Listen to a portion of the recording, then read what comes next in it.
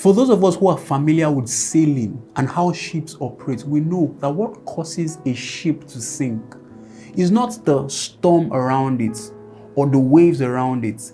What causes a ship to sink is not the water that is around it or the storm around it. What causes a ship to sink is the water that gets into the ship. No matter how boisterous a wave is, no matter how boisterous the storm around the ship is, as long as it doesn't get into the ship will not sink. And that is the same thing that happens during spiritual warfare. What is going to cause us to sink is not the waves around us. It's not the storms around us. It's not the situations, the conditions that the devil is stirring up around us. That's not what is going to cause us to sink.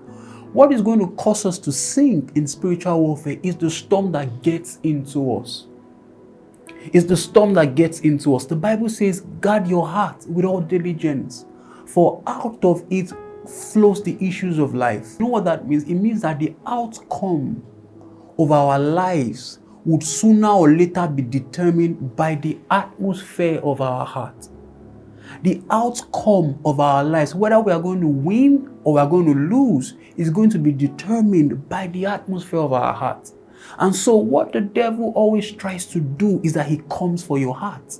He tries to get you into your heart with depression. He tries to get into your heart with discouragement. He tries to get into your heart with despair, because if he has gotten into your heart, if he has succeeded in bringing the waves into the ship, eventually the ship is going to sink.